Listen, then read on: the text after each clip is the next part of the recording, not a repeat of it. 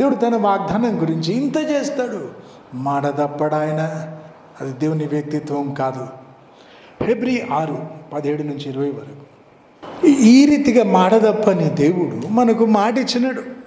సరే, మన రక్షణ గురించి, మనకు నరకం తప్పే విషయం, పరలోకం పోయే విషయం, అట్లాగే నీకేమో చెప్పినాడు. నీ జీవితంలో దేవుడు జరిగించే కార్యం, నీ సేవలో దేవుడు జరిగించే కార్యం, నీకు ఒక వాగ్దానం. ఇంత ఖచ్చితంగా దేవుడు గుర్తుపెట్టుకుంటాడు, జరిగిస్తాడు. సున్నపోలు తప్పవు కదా, నేలను పడవు దేవుని మాటలు. అందుకే దేవుని వ్యక్తిత్వాన్ని బట్టి, దేవుని మాటలను బట్టి మనకు ఆశ వస్తుంది.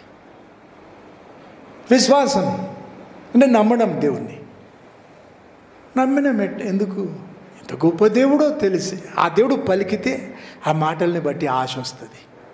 ఈ ఆశనట మన ఆత్మకు లంగరు వంటిదట.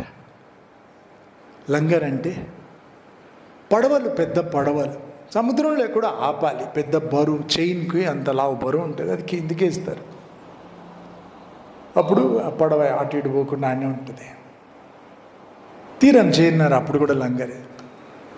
సముద్రంలో కొట్టుకొని పోకుండా వాడేది, నిలిపేది లంగరు. లోకంలో దిక్కు లేకుండా కొట్టుకొని పోకుండా దేవుని మాటలు మన ఆత్మకు లంగరు అట. హల్లెలూయా. దేవునితో మనల్ని కట్టేసి పెట్టేది, దేవుని బట్టి మనకు కలిగిన ఆశ, నిరీక్షణ అంటారు. ఇచ్చేయి విశ్వాసం అనుకో. విశ్వాసం లేకుండా దేవునికి ఇష్టం అసాధ్యం. నిరీక్షణ అంటే చేతిలో నరాలు చచ్చుబడిపోతే చేయవనికి రాదు. ఇట్లా నిరీక్షణను పోగొట్టుకుంటే నువ్వు దేవుని నుంచి ఏం పొందలేవు. విశ్వాసం లేకుండా దేవునికి ఇష్టం లేనుట అసాధ్యం కదా. కాబట్టి దేవుడు ఇచ్చేవి నువ్వు విశ్వాసం అనే చేయి చాపి అందుకోలేవు. ఎందుకు? నరాలు చచ్చుబడిపోయినాయి. దేవుని మాటలను బట్టి కలిగిన ఆశ, అది నిరీక్షణ. It's called hope. ఆశ పోగొట్టుకోకు. దేవుని బట్టి కలిగిన ఆశ, దేవుని మాటలను బట్టి కలిగిన ఆశ, నిరీక్షణ పోతే ఏమవుతుంది? జీవశవంలా మిగిలిపోతారు. ఇంత కష్టపడ్డాక దేవుడు దీవిస్తే ఎంత, దీవించకపోతే ఎప్పుడు దీవిస్తాడో ఆ తీరు ఉంటుంది. జీవశవంలాగా మారిపోవడం. దాంట్లో ఏముంది? నిష్ఠురం వచ్చింది కొంచెం కదా, తిరుగుబాటు వచ్చింది. ఆ స్థితికి చేరిన వారు మొత్తం దేవునికి దూరం కావడానికి దగ్గరలో ఉన్నారు. నరక మధ్యలో పడ్డానికి కొంచెమే దూరం ఉంది. నరకమంచులో ఉన్నారన్నమాట కదా. నిరీక్షణ పోగొట్టుకోదు. దేవుని మాటలను బట్టి కలిగిన ఈ ఆశ దేవునిలో మనల్ని నిలుపుతుంది, దేవునితో మనల్ని ముడిపెడుతుంది. ఇంకేంటి? దేవుని కలవడానికి మనల్ని అతి పరిశుద్ధ స్థలంలోకి తీసుకెళ్తుందట. హల్లెలూయా. హైదరాబాద్లో ములాఖాత్ అంటారు. ఏంటి అర్థం? ముఖాముఖి. అతి పరిశుద్ధ స్థలంలో దేవుడు కనబడేవాడు కదా గతంలో. మరి మందిరం, ఆవరణం, పరిశుద్ధ స్థలం దాటి అతి పరిశుద్ధ స్థలంలో దేవుని కలవడానికి, ముఖాముఖి కలుసుకొని మాట్లాడుకోవడానికి దేవుని బట్టి, దేవుని మాటలను బట్టి కలిగిన ఆశ అన్నట్ట మనల్ని చేయబట్టుకుని పొదంపా అని తీసుకొని పోతుంది. హల్లెలూయా. దేవునికి స్తోత్రం. ఆశ పోగొట్టుకోద్దు. అందుకే నమ్మొచ్చు దేవుణ్ణి. నమ్మదగిన దేవుడు. మాట పలికితే మాట తప్పడు, వాగ్దానాలు మరవడు, ఏదో చేసిన నిబంధన మరవడు. అయితే మన వంతు జరిగిస్తూ పొందుకుందాం, స్వతంత్రించుకుందాం. దేవుడు మన కొరకు చేసిన వాగ్దానాలన్నీ కూడా పరలోకం చేరే విషయం కూడా. దేవునితో ముఖాముఖి మాట్లాడుకోవడానికి తెర వెనకాలకి తీసుకెళ్తుందట. దేవుని మాటలను బట్టి మనలో పుట్టిన ఆశ దేవునితో ముడిపెట్టి ఉంచుతుందట. దేవుని వాగ్దానాలు స్వాతంత్రించుకుంటాం. దేవుని బట్టి ఆశ, దేవుని మాటలను బట్టి వచ్చిన ఆశ విడవకుండా ఉంటాయి. కీర్తనలు 145:13. దేవుడు తన వాగ్దానాల విషయం నమ్మకంగా ఉంటాడు. కీర్తనలు 148 దేవుని వాగ్దానాలు దివారాత్రులు ధ్యానిస్తున్నాను అంటున్నాడు దావీదు. వాగ్దానాలు, అవును, దేవుని మాటలు. ఇంకేంటి అవి? దేవుని వాగ్దానాలు. తనకు పరిస్థితిలో చూస్తే ఆశ లేదు, మనుషుల వైపు చూస్తే ఎంతమనిపిస్తుంది. మారే ప్రేమలు, నమ్మక ద్రోహాలు. ఎంత ప్రేమించినా తిరిగి ప్రేమించారు కదా, గుంటలు దవ్వుతారు కదా మీరు పొందినాక. కాబట్టి మనుషుల దిక్కు చూస్తే అసలు బ్రతకాలనిపించదు కదా. పరిస్థితులు ఏం చెప్తే ఇది అంతమని అనిపిస్తుంది. సైతాన్ అదే చెప్తాడు. కాబట్టి దివారాత్రులు నీ వాగ్దానాలు నేను ధ్యానిస్తున్నా. అప్పుడు బ్రతికినాడు దావీదు. కీర్తనలు 119:50. 10 ఏళ్ళు తరముపడ్డాడు. రాజు నీవు అని దేవుడు చెప్పినాక పరీక్షించుకున్నాడు. 10 సంవత్సరాలు అడవుల్లో ఎడారుల్లో పరిగెత్తినాడు. కొండ గుహల్లో తల దాచుకున్నాడు. ఎప్పుడు భోజనం ఏ వైపు తెలీదు. ఎవరి ప్రేమ ఎప్పుడు మారుతుందో తెలీదు. ఏ వైపు కత్తి మెరిసి తల కింద పడుతుందో తెలియదు. ఎవడన్నా చంపితే రాజు స్నేహితుడు అవుతాడు. అన్ని ఇస్తాడు. ఇండ్లు పొలాలు రాసిస్తాడు. ఐశ్వర్యం ఇస్తాడు. కానీ ఎవరి ప్రేమ ఎప్పుడు మారుతుందో తెలియదు. ఎవరిని నమ్మాలో తెలియదు. సరే 600 మంది సౌలు సైన్యం నుంచి వచ్చినారు. దావీదే అంటాడు, నేను నమ్ముతున్నా మిమ్మల్ని, నేను ప్రేమిస్తున్నా. మీ ప్రేమ స్వచ్ఛంగా లేకుంటే నా ప్రేమలాగా. దేవుడు మనకు సాక్షి అన్నాడు. యుద్ధాలు అట్లా జరుగుతాయా? కత్తులు పట్టుకొని 600 మంది వస్తే నేను నమ్ముతున్నా మిమ్మల్ని, నేను ప్రేమిస్తున్నా, మీరు కూడా ప్రేమిస్తారని నమ్ముతున్నా. దేవుడు మనకు సాక్షి అన్నాక వచ్చిన 600 మందిని దేవుడు తన ఆత్మతో నింపినాడు. వారిలో నాయకుడు ప్రవచించినాడు, దావీదు రాజు అవుతావు, దేవుని కార్యాలు చూడు. శత్రువే సాయం చేస్తానని వచ్చినాడు. దావీదు నమ్మడానికి దేవుడు తన ఆత్మతో నింపి ప్రవచింపజేసినాడు. హల్లెలూయా. నువ్వు దేవుని నమ్మి బ్రతికితే ఏమన్నా చేస్తాడు దేవుడు నీ కొరకు. చూడు, రాజు అన్నాడు దేవుడు, రాజుగా మార్చినాడు దేవుడు కదా. కాబట్టి ఇన్ని ప్రాణాపాయాల్లో, ఇన్ని నా శ్రమల్లో ప్రభా నీ వాగ్దానాలే నాకు ఆదరణనిచ్చేది, నాకు ధైర్యం ఇచ్చేది, నేను బ్రతకడానికి ఆధారం నీ వాగ్దానాలు అంటున్నాడు కదా. హల్లెలూయా. దీనికి స్తోత్రం. అంత ముఖ్యం దేవుని వాగ్దానాలు. నీ కొరకు దేవుడు చేసిన వాగ్దానాలు మంచి రాసి పెట్టుకో. ఇందా చెప్పిన తీరుల్లో నిర్ధారణ పొందితే ఎదురు చూడు ఆయన సమయం కొరకు. దేవుడు అన్నాడు నాతో, దీవిస్తా నిన్ను తప్పకుండా. అయితే నువ్వు చెప్పినట్టు కాదు. ఇంకేమన్నాడు, నా సమయంలో కొన్ని ఏళ్ళకి ఆయన సమయం వచ్చింది. దీవించినాడు దేవుడు. నా స్థితిగతులు పరిస్థితులను మార్చిన, నా దారిద్ర్యం తీసేసినాడు. 2 ఏళ్ల క్రితం ఇంకొక వాగ్దానం చేసినాడు. ఆ సమయంలో 5-6 నోట ఒకటే మాట వినిపించినాడు. నాకు చూపించినాడు కళ, మా అక్కకి అదే కళ చూపించినాడు. ఇద్దరికి ఒక కళ రాదు కదా. అయినాక శివనగూడెంలో మందిర ప్రతిష్టకి వెళ్ళి వచ్చినాక కొత్తగా దేవుని నమ్మిన వ్యక్తి అట ప్రాణం చేసుకొని పడుకున్నాడట. పెద్ద మనిషి వెలుగులో ఉన్నప్పుడు యేసుప్రభు పక్కకి నిలబడి, నీ కాపరిని చాలా దీవించబోతున్నా, చాలా ఎక్కువ పట్టజాలనంత ఐశ్వర్యం ఇవ్వబోతున్నా అని దేవుడు చెప్పినాక ఇంకెన్నో చెప్పినాడు. ఇప్పుడు చెప్పను. ఆయన పంపినాడు. ఒక వాగ్దానం 5-6 నోట, నాకు మా అక్కకి ఇంకో వ్యక్తి, పరిచయం లేని వ్యక్తి, ఇంకెన్నో. 2 సంవత్సరాలు అయిపోయింది. సరే, ఆ వాగ్దానం ఇంకా నాకు అందలేదు. నమ్మినా నా దేవుణ్ణి, నేను ఎదురు చూస్తాను ఆయన సమయం కొరకు.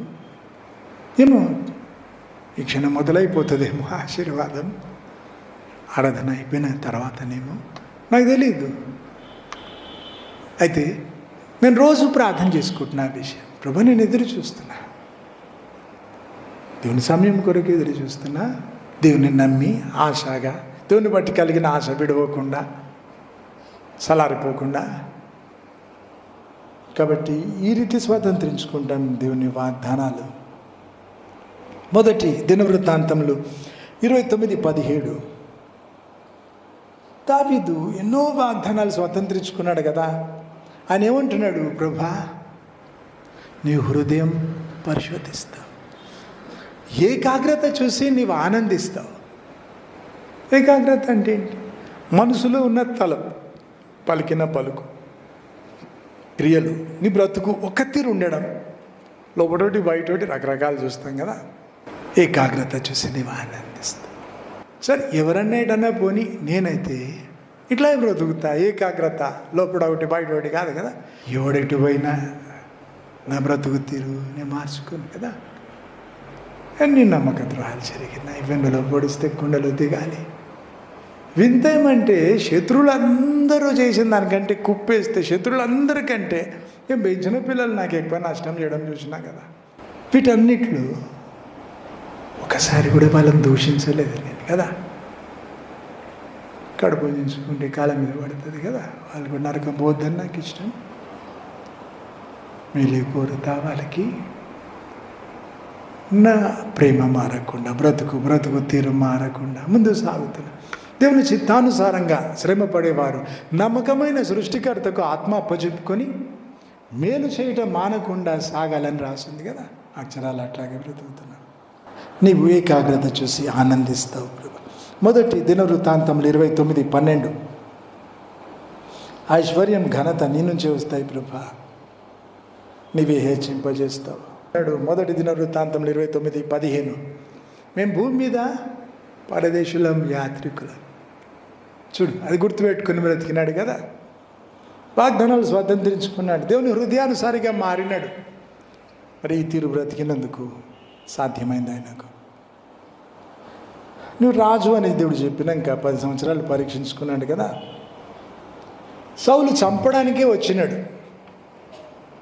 తన సైన్యం తన చుట్టూ ఉన్నారు. గాఢ నిద్ర దేవుడే కలిగించినాడట వాళ్ళకి. ఎందుకు? దావీదు హృదయంలో ఉన్నదంతా తెలుసుకోవడానికి.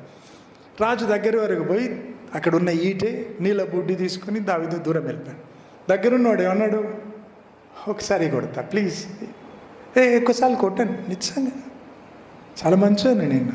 గుండెలో దిగేటట్టు ఒకసారి కొడితే సరిపోదా? ఈ మనుషుల మాటలు ఎంత తీయగుంటాయి, దారి తెప్పించే మాటలు. దావీదు ఏమన్నాడు? దేవుడు అభిషేకించిన వాడిని నేను ముట్టాను. ఈటే నీళ్ళ బుడ్డి తీసుకొని దూరం వెళ్ళిపోయినాడు కదా.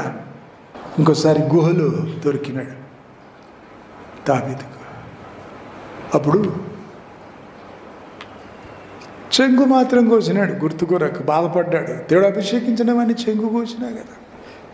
వేరేవాడైతే మెడ కోసినాడు కదా. చెంగు కోసి బాధపడ్డాడు. పరీక్షించుకున్నాడు దేవుడు. పరీక్షలో నెగ్గినాడు ఆయన. మరి అందుకే రాజుగా స్థిరపరిచినాడు దేవుడు 40 సంవత్సరాలు. దావీదు రాజు కాకముందు వచ్చినాయి పరీక్షలు. నెగ్గి రాజు అయినాడు. రాజుగా స్థిరపడినాక కూడా వచ్చినాయి పరీక్షలు. మొదటి సమూయేలు 30:6 రాజు కాకముందు తన అనుచరులు రాళ్ళు కొట్టి చంపుతాం అనుకున్నారట. ఇంత మంచి స్నేహితులు ఉంటే శత్రువులకు పనే లేదు కదా. ఎందుకు? శత్రువులు దోసుకొని పోయినారు. ఇంట్లో దొంగలు పడితే అలమేరలు అన్నీ ఉంటాయి కదా, ఇల్లు ఉంటుంది. అప్పుడు డేరాలు వేసుకునే వాళ్ళు కాబట్టి తగలబెట్టి పోయినారు. ఏం మిగలే, బుడిద మిగిలింది. వారి పిల్లల్ని తీసుకెళ్ళినారు, పశువులను తీసుకెళ్ళిపోయినారు. శత్రువులు వచ్చి అంతా తీసుకెళ్ళిపోయినారు. యుద్ధశూరులు ఎలుగెత్తి ఏడ్చినారు. ఇక బలం మిగలేదట, అంత ఏడ్చినారు. అందరిలా దావీదు అంతా పోగొట్టుకున్నాడు. దావీదు తప్పేం లేదు. అనుచరులు అంతా దావీదుని రాళ్ళు కొట్టి చంపుదాం అనుకున్నారట. ఎందుకు? అందుబాటులో ఉన్నాడు కదా నాయకుడు, ప్రేమిస్తాడు కదా. ఒక రాయి ఆయన కొట్టడం తెలుసు కదా. అందుకే తన దేవుణ్ణి బట్టి బలం తెచ్చుకున్నాడట. ప్రార్థించినాడు, దేవుడి నుంచి విన్నాడు, మళ్ళీ అంతా గెలుచుకున్నాడు. శత్రువులు పట్టుకుపోయింది తెచ్చుకున్నాడు, వాళ్ళ సొమ్ము తెచ్చుకున్నాడు. ఎంత ఐశ్వర్యవంతుడు అయినాడు ఆ మలుపులు అంటే అందరికీ బహుమానాలు పంపినాడు. ఆస్తి వంచినాడు కదా. ఇచ్చేంత ఉంది ఆయనకు. పరీక్షించుకున్నాడు కదా దేవుడు రాజు కాకముందు. తర్వాత తన దేశస్తుల ప్రేమ చాలాసార్లు మారింది. చూడు, అబ్షలోమును రాజుగా చేసుకున్నారు కదా వాళ్ళు. దావీదుని చంపుదామని చూసినారు. తర్వాత కూడా ఎన్నో మార్లు వారి ప్రేమ మారింది. అయితే నా పిల్లలు అన్నాడు, మరి ఏం చేసినా ప్రేమించినాడు. ఈ రాజులాగా ఇంకో రాజు లేడు. సొలొమోనుకు అంతకంటే 100 రెట్లు 1000 రెట్లు ఎక్కువ ఐశ్వర్యం ఉంది, కానీ ప్రేమ లేదు. కాబట్టి దావీదులాగా ప్రేమించలేదు దేశస్తులని సొలొమోను మహారాజు. తన కొరకు రాజభవంతులు కట్టుకున్నాడు. అయితే అతేడా ఉంచినాడు దేవుడు. దావీదు పేరు ఎప్పటికీ ఉండేటట్టు చేసినాడు. ఆయన కట్టడాలు ఇప్పటికీ తువ్వకాల్లో దొరుకుతున్నాయి, రాజభవనాలు, దావీదు ఉండిన స్థలాలు. సొలొమోను అంత పెద్ద రాజభవనాలు కడితే ఏం మిగలేదు, చాడలేదు. ఎక్కడో సమాధుల తోటలో చిన్న రాయి ముక్క దొరికింది, దాని మీద కట్టడాల గురించి రాసి. అయితే దావీదు తన ప్రజలను అందరినీ పిలిపించి పండుగలు చేసి, చాలా రోజులు పండుగలు చేసి, భోజనాలు అంతా మంచి విందు భోజనాలు చేసి, వాళ్ళ ఇంటికి పోయేటప్పుడు ఒక్కొక్కరికి పండ్లు, ఆ తర్వాత మాంసం, మంచిగా రోస్ట్ చేసిన మాంసం సర్దిగట్టి ఇచ్చి పంపినాడు ఒక్కొక్కరికి. ఎవడే లెక్క చేస్తాడు? చుట్టాలింటికి పోతే పట్టించుకోరు కదా. వరుసలో నువ్వు కూర్చుంటే వాళ్ళ ఇంకేమన్నా దగ్గర బంధువు అయితే గంట ఎక్కువ ఆడుతుంది కదా. అక్కడ పిలిచి భోజనాన్ని కూర్చోబెట్టి అవమానపరుస్తారు కదా. ఈ రాజు చూడు తన సంపద పంచుకున్నాడు, భోజనాలు పెట్టి పండగలు చేసి వెళ్ళిపోతున్నారు. అయిపోయిందా? పండ్లు మాంసం అట సర్దిగట్టి ఇచ్చినాడట. తండ్రి మనసు కదా. అట్లా ప్రేమిస్తే ఏం చేసినారు దేశస్తులు? ప్రేమ మారింది, చంపుదామని చూసినారు కొన్నిసార్లు. ఎవరు ఏం చేసినా తనైతే మంచి ప్రేమించినాడు కదా. ఆ విలువ అట్లా ఉంచుతాడు దేవుడు. ఇంకెవరినో చూసి నీ బ్రతుకు తీరు మారనివ్వకు, నువ్వు బ్రతుకు దేవుని కొరకు, నిన్ను దీవిస్తాడు దేవుడు తప్పక. అబ్రహాము వాగ్దానాలు పొందినాడు, స్వాతంత్రించుకున్నాడు. ఎట్లాగా? రోమా 4:18 రాసి ఉంటుంది. నమ్మడానికి అన్ని వ్యతిరేకం ఉన్నప్పుడు, when everything was against hope, నమ్మడానికి వీలు కాకుండా అంత వ్యతిరేకం ఉన్నప్పుడు నమ్మినాడు దేవుణ్ణి. అందుకే వాగ్దానాలు స్వాతంత్రించుకున్నాడు కదా. ఇంకేంటి? నాకు వాగ్దానం చేసిన దేవుడు చేతనైన దేవుడు అని నమ్మినాడు. మాట పలికితే జరిగించుకోవడానికి శక్తి ఆయనకు ఉంది. He believe God is able. అందుకే వాగ్దానాన్ని స్వాతంత్రించుకున్నాడు. హెబ్రీ 6:12 రాసి ఉంటుంది. గతంలో దేవునితో వ్యవహారం కలిగి దేవుడు వారికి వాగ్దానం చేసిన స్వతంత్రించుకున్న వాళ్ళంతా కూడా దేవుని నమ్మినారు. ఆ తర్వాత ఓర్పు చూపినారు, వేచి ఉన్నారు దేవుని కొరకు కదా. చాలా ఓర్పు చూపినారు. అందుకే దేవుని వాగ్దానాలు స్వాతంత్రించుకున్నారు. అబ్రహాముకు దేవుడు సంతానం ఇస్తా అని చెప్పినాక 25 సంవత్సరాల తర్వాత ఇస్సాకు పుట్టినాడు. ఎదురు చూసినాడు దేవుని కొరకు, ఇచ్చినాడు దేవుడు సంతానం, మాట తప్పలేదు. ఒక 26 సంవత్సరాల క్రితం బాప్తిస్మాలు ఇచ్చి ప్రార్థించి అలసిపోయి ఇంకా పడుకోలేదు, వెలుగులో ఉన్నాను. యేసు ప్రభు కనిపించినాడు. 2 పెద్ద తాళపు చేలు చేత పట్టుకుని గలగల్లాడిస్తాడు. క్రైస్తవులకు, క్రైస్తవేతరులకు నిన్ను అపోస్తలునిగా నియమించినాను అని చెప్పినాడు. ఉలికిపడి అన్ని గదులు పరిగెత్తి వెతికి చూసిన ప్రభు వచ్చినాడు కదా. ఆ తాళపు చేల శబ్దం చెవులకు మోగిపోయింది. దేవుడు ఆ రీతి పలికినాక పోయిన సంవత్సరానికి 25 సంవత్సరాలు పూర్తయినాయి. శ్రమలు, మహాశ్రమలు, నమ్మకద్రోహాలు, రకరకాల తీరులు, పుట్టినప్పటి నుంచి చూడండి కష్టాలు అన్నీ చూసినాక పోయిన సంవత్సరంలో దేవుడు అన్నాడు, క్రైస్తవులకు, క్రైస్తవేతరులకు అపోస్తలునిగా నిన్ను నియమించినానని చెప్పినాను కదా. ఆ వాగ్దానం నెరవేరే కాలం వచ్చింది. నెరవేర్పు మొదలైంది ఇప్పటి నుంచి అని చెప్పినాడు. కొన్ని గుర్తులు ఇచ్చినాడు దేవుడు. హిందువులు మీటింగ్లోకి పిలవడం 17వ సంవత్సరంలో 4 సార్లు జరిగింది. హిందువులు అన్నారు, దేవుని గురించి చెప్తే మాకు అర్థమైంది, కన్నీళ్లతో విన్నాం, మేము పిలుస్తాం నిన్ను మీటింగ్ మేమే పెట్టి నువ్వు వచ్చి దేవుని గురించి చెప్తావా మాకు అని అడిగినాడు. ఇది ఎట్లా సాధ్యం అనుకున్నాను. పోయిన సంవత్సరంలో అది జరిగింది. హిందువులే మీటింగ్ పెట్టినారు, ఖర్చు పెట్టినారు, వాళ్ళే వచ్చి కూర్చున్నారు, విన్నారు, బాప్తిస్మాలు జరిగినాయి. ఇది నీకు గుర్తు అని చెప్పినాడు దేవుడు. హిందువులు మీటింగ్ పెట్టి పిల్లడు. 30 సంవత్సరాల నుంచి నన్ను దూషించిన దేవుని సేవకులు వారిలో కొంతమంది వచ్చి మాకు నేర్పించమన్నారు. ఇది నీకు 2వ గుర్తు అని చెప్పినాడు దేవుడు. ఎప్పుడు వెళ్ళలేదు వాళ్ళ పాస్టర్స్ అసోసియేషన్కి. దేవుడు చెప్పినాడు కాబట్టి వెళ్ళి నేర్పించుకొని వచ్చినాను. హల్లెలూయా. చెప్పదలిచిన మాట నేను ఎదురు చూస్తున్నా దేవుని కొరకు. పరీక్షించుకున్నాడు దేవుడు, కరిగించుకున్నాడు, ఎన్నో నేర్పుకున్నాడు. మరి క్రైస్తవులకు, క్రైస్తవేతరులకు అపోస్తలునిగా నియమించిన అని దేవుడు చెప్పినాడు. ఆ వాగ్దానం ఇప్పటి నుంచి నెరవేరడం మొదలైందని దేవుడు చెప్పినాడు. ఎవడెటు పోతే నాకు ఎందుకు కదా. రకరకాలుగా తిట్టి దూషించి చెడ్డ మాటలన్నీ తిట్టి అన్నీ చేసినాక దేవుడు ఈ మాట అన్నాడు, క్రైస్తవులకు క్రైస్తవేతరులకు అపోస్తలునిగా నియమిస్తున్నాను. సరే, లాక్డౌన్ వచ్చినప్పుడు వేరే వేరే చర్చెస్ వాళ్ళు ఆత్రపడి ఆన్లైన్ వర్షిప్ సర్వీసెస్ వారానికి ఒకసారి కాదు 2-3 సార్లు అయినాక వర్షిప్ సర్వీస్ అయిపోగానే అకౌంట్ నెంబర్ ఇచ్చి ఆన్లైన్ డబ్బు కూడా ఆన్లైన్ ఇంటర్నెట్లో పంపండి. మన వాళ్ళు అడిగినారు, మనం మొదలు పెట్టొద్దా అంటే చెప్పినాను, ఇప్పుడు మా సంఘస్థులు ఎక్కడ చెదిరిపోతారో అని చెప్పి వీళ్ళంతా గోల చేస్తారు. It's a rat race. If it is a rat race I'm out of it అని చెప్తా. ఎప్పుడన్నా ఇట్లా అందరూ చేసే దొమ్మిగా చేసే పనులకు దూరం ఉంటా నేను. దేవుడు తన వాక్కుతో స్థాపించినాడు సంఘం. నా సంఘం దేవుడు కడుతున్నాడు, కాపరిగా మంచిగా నేర్పుకున్నా. నాకు ధైర్యం ఉంది, గట్టి గింజలు వాడు చెక్కు చెదరని ఆత్రపడలేదు. సరే, యూట్యూబ్లో అప్పుడప్పుడు వాక్యం మున్పటి నుంచి పెడుతున్నాం, ఈ మధ్యలో కూడా పెట్టినా. వాక్యం విని విజయవాడ నుంచి భార్య భర్తలు ఫోన్ చేసి ఏమంటున్నారు, ఇట్లా మంచి వాక్యం మేము మా బ్రతుకులు ఎప్పుడు వినలేదు, మేము క్రైస్తవులం అయితే ఎప్పుడు వినలేదు మేము. ఇంకేమంటున్నారు, ఈ విన్న వాక్యం మాకు బ్రతుకందరికీ సరిపోతుంది అంటున్నారు. దేవునికి ఇస్తుంది.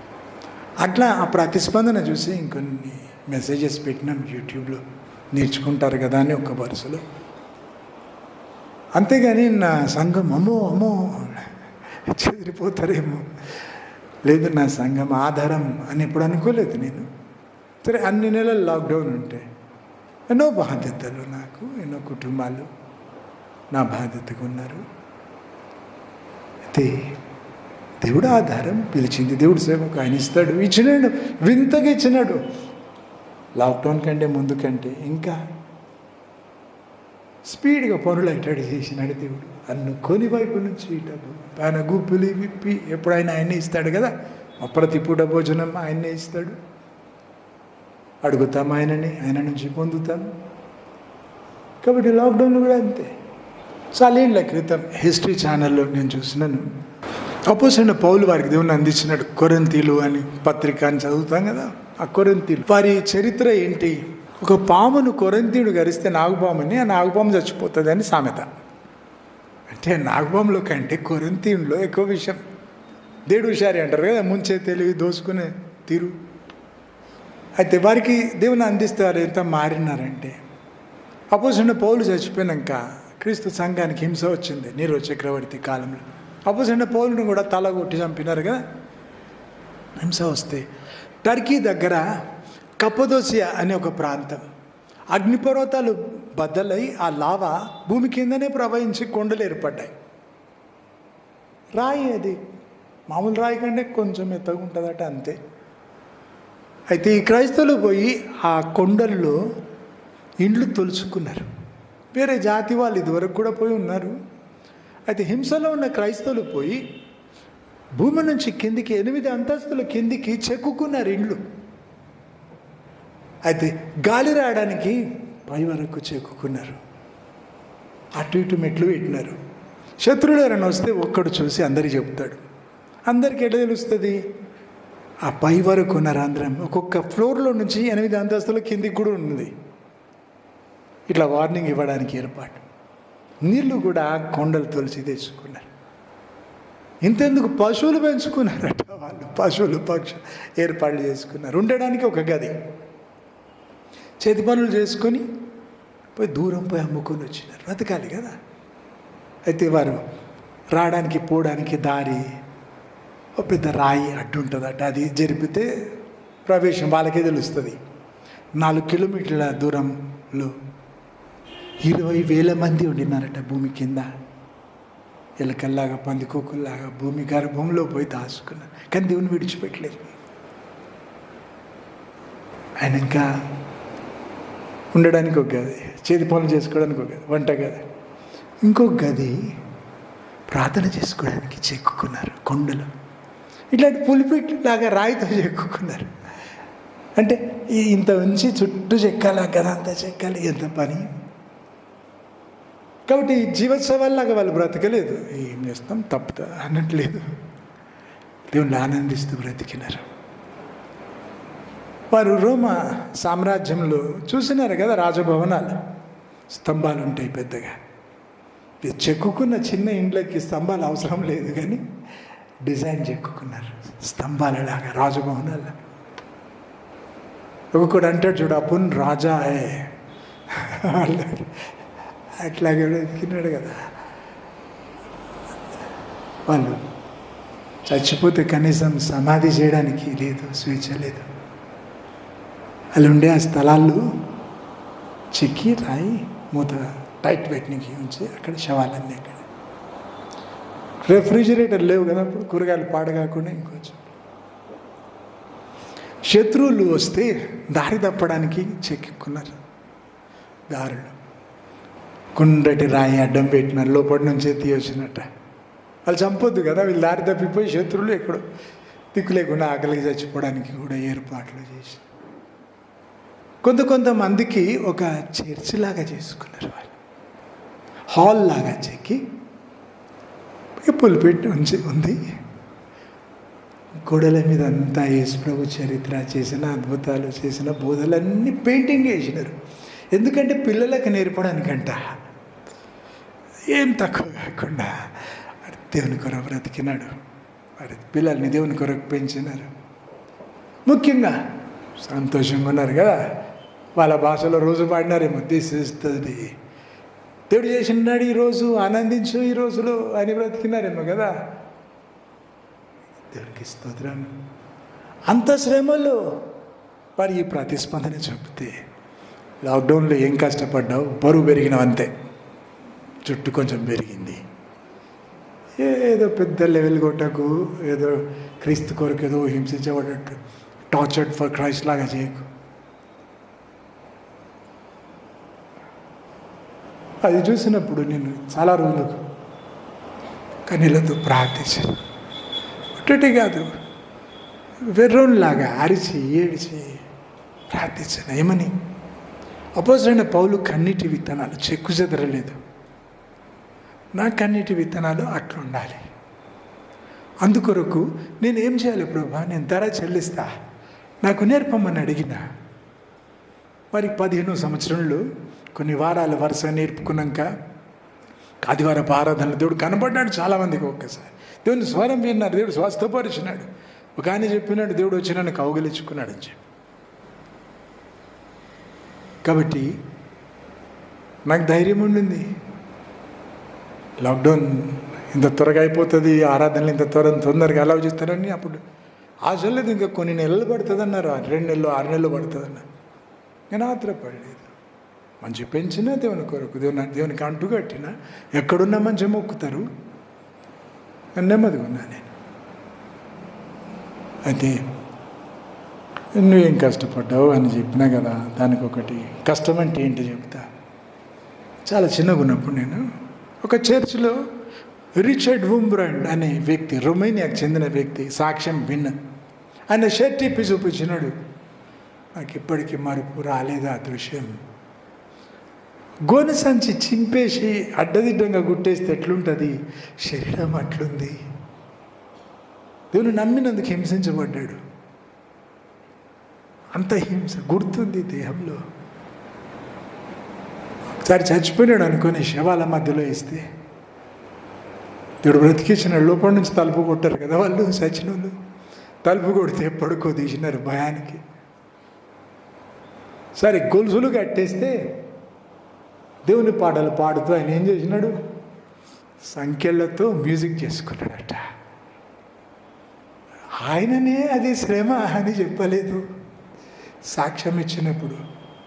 అపోస్తలుడు అయిన యోహాను 3.5 సంవత్సరాలు కఠినమైన క్రూరమైన దాసత్వం పద్మాసు ద్వీపం పైన పరవాసన అయితేని అని అంటాడు. క్రూరమైన దాసత్వం, రాళ్ళు కొట్టి మోసినాడు కొండ మీద నుంచి కిందికి. ఎన్ని తేలు కుట్టినాయో కదా, ఎన్ని గాయాలో కదా. బెస్తవాడు బరువులు మోసేది చేత కాదు, రాళ్ళు కొట్టేది, ఎండలో ఉండేది వీలు కాదు కదా. అయితే హింసపడ్డాడు. ఒక గుహలో తల దాచుకునేవాడట. ఆ గుహ తన కన్నీళ్లతో తడిచిపోయి ఉంటుంది కదా. తప్పు చేసిన నా ప్రభా శిక్షణ నాకు, నన్ను చేయి విడిచినవా, నన్ను మరిచినవా అని అరిచి ఏడిస్తే మౌనమే దేవుని వైపు. పరీక్షించుకునే వేళ మౌనం దాలుస్తాడు దేవుడు. అన్ని శ్రమల్లో ఇది పెద్ద శ్రమ.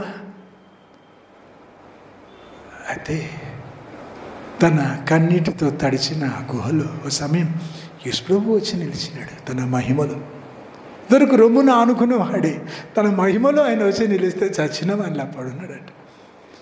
మానవాళి చరిత్రలో ఆఖరి ఘట్టం దేవుడు అన్న చెప్పి రాయించినాడు కదా. ఈ పెద్ద పని అప్పచెప్పడానికేమో మనుషులకు దూరం, స్నేహితులకు, తన సొంత వారికి దూరం, పనులకు దూరం దేవుడు తీసుకెళ్ళినాడు. తన సమయంలో దర్శనం ఇచ్చినాడు. అయితే ఇంత హింసపడ్డాక ఆయన ఏమంటాడు ప్రకటన 1వ అధ్యాయంలో, అందరిలాగా నేను క్రీస్తు నిమిత్తం, నా సువార్త నిమిత్తం, క్రీస్తుని గురించిన సాక్ష్యం నిమిత్తం కష్టపడ్డప్ప. పద్మాస దీపం మీద పరవాసిగా ఉంటాను అంతే చెప్తున్నాడు. చూసినావా ఆయన ఎంత కష్టపడ్డాడు. నేను ఒక్కొక్కరిని చూస్తున్నాను, మీరు మంచోళ్ళు, మీరు కాదు వేరే వాళ్ళు. లాక్డౌన్ గురించి అమ్మా ఎప్పుడు పోతుందో మాయదారి రోగం. సరే అన్ని పనులు ఆపి దేవుడు నేను పలకరించినాడు కదా, పలకరాదా దేవుని దిక్కు తీసేయి ప్రభా నేను ఒకసారి కూడా అడగలేదు. లోకమంతా దేవుడు తన దిక్కు మళ్లించుకుంటా ఉంటే దేవుని కార్యాన్ని అడ్డగిస్తామా? ప్రార్థన అంటే ఏంటి? పరలోకంలోని చిత్తం నెరవేరినట్లు భూమి మీద నెరవేరునుగాక అనేది ప్రార్థన. కాబట్టి మనం ఎదుర్కొంది శ్రమ అని నువ్వు అనుకుంటే, మహాశ్రమ అని నువ్వు అనుకుంటే మాయలోకంలో ఉన్నావు. ఎవరి పిచ్చి వాళ్ళకి ఆనందం, నీ జోలికేం రాము. కానీ శ్రమ అంటే వేరు ఉంటుంది. అన్ని శ్రమలు పడిన వారు, భూమి కింద తలదాచుకున్న వాళ్ళు, హింస తీరినాక బయటికి రండి అంటే మాకు ఇక్కడే బాగుందన్నారట. లోకానికి దూరం, మా దేవుని మొక్కుతున్నాం మంచిగా, మాకేం అవసరం లేదు ఇంకా చాలా ఎంత అన్నారట. హల్లెలూయా. బ్రతుకుదాం దేవుని కొరకు. ఏది ఏమైనా ఎవరెక్కడ పోయినా సరే దేవుడు వాగ్దానాలు చేసినప్పుడు పరీక్షించుకుంటాడు. ఇంకేంటి, పరిపూర్ణతలోకి ఎదగజేయడానికి పరీక్షించుకుంటాడు. పెద్ద పనులు అప్పచెప్పే ముందు పరీక్షించుకుంటాడు. ఆ పరీక్షల్లో నీ ప్రతిస్పందన సరిగా ఉంటే ఎదుగుతావు, పై మెట్టుకు ఎదుగుతావు. ఎప్పుడు చూడని ఆశీర్వాదాలు పొందుకుంటావు. శ్రమలో నీ ప్రతిస్పందన సరిగా లేకుంటే అట్టడుగుకు పడతావు. You can either become better or bitter. అయితే బాగుపడతావు లేదా చెడిపోతావు నీ ఇష్టం. నీ ప్రతిస్పందనను బట్టి తేడా అవుతుంది.